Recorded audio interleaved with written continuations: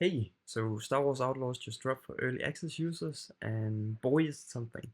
Whether that's a good or a bad thing, you'll have to stick around to find out. So, I've spent about 30 hours mainly playing on version 1.002 of the PS5 version of the game, which, according to Ubisoft and the email they sent out to people, should fix a couple of game-breaking glitches, such as not being able to return to the planet, to a planet from space, and remove progression blockers. And well, the short answer is it didn't, because I'm still unable to complete the last mission of the game, and I'm now forced to play through the entire game again if I want to experience the ending of the game. Unless I obviously just look up another YouTube video showing the final cutscene. But nonetheless, it should be a big no-no for a big company like Ubisoft to launch a game in a broken state. I could see through fingers with smaller bugs that are not game breaking, and those can actually be pretty funny at times. But this is not that. You play as Kay Vess, a thief working for whomever is willing to pay the most amount of credits, and you're accompanied with Nix, a merqaal from an unknown world. And together you're trying to pull off the biggest heist in history, but for that you need a crew, and that's where your journey begins. You start out pretty grounded, but is soon tasked with the ability to pick between 4 factions, and in that way get reputation and earn trust. With each of the factions you get a couple of bonuses for being on the good side. This can be discounts in stores, the ability to buy special items, and being able to walk freely in areas associated with the faction. And on the other side, if you're having bad reputation with the faction, they will shoot on sight and not let you buy their stock items. There is also different planets where you will get to experience a bunch of different environments, but just don't get your hopes up, because as beautiful as these are, there is not much to see or explore here. Want to see a bunch of sand? Take to Tatooine. If you want to see a bunch of water, head to Akiva. And if you don't even want to have the ability to use your bike, go to Kijimi. So I feel as if calling it an open world is a bit of a stretch, even though most of the open world is just bare land or water.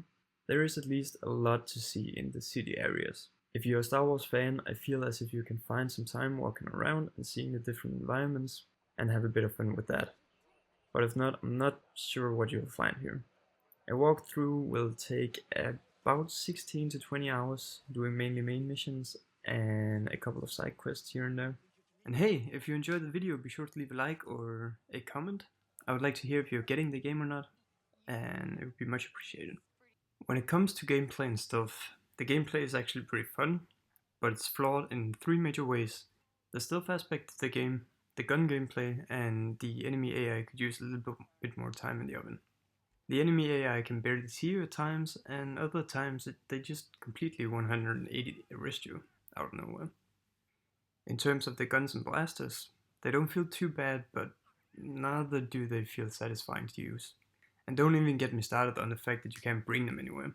If you climb, or crawl, or talk to anyone, Kay's gonna throw her weapons, except for the blaster, which is a standard issue for her, and definitely the gun that you're going to spend the most amount of time with in the game. It has 3 firing modes that you unlock throughout the game, and you can upgrade at your workbench in your ship. Each of these firing modes are useful for something different, both in terms of puzzles and combat. Now I spent most of the review naming a bunch of bad things about the game, and that's with good reason, because it sure seems like it could use a bit of more time in development. Throughout the game I encountered more than a few bugs, and while most of them are not game breaking, they were still coming up way too often to justify it.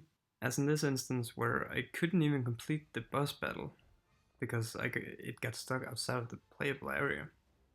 Like, what the fuck is going on? But nonetheless, it's not all bad news. They've actually taken a couple of step backs to make the game more lively, meaning more people in city areas, so it feels more alive. And they have a bunch of accessibility options so that you can fine-tune the experience however you want. So if you're tired of playing all the mini games that show up every now and then, just turn them off. You can't quite read the subtitles. Well, you have 3 options: small, medium, and large to choose from. If you don't like the HUD filling up the entire screen, you can just turn it off. Want to play in full screen? You can turn off the cinematic mode and much more.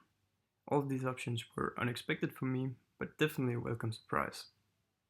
On top of this, they've removed a lot of the collectibles compared to what's been seen in other games from same developer, such as Assassin's Creed Valhalla, with a staggering 782 collectibles and an average time of 146 hours to 100% complete, compared to Star Wars Outlaws with only 125 collectibles and about 60 to 70 hours playtime for 100% completion.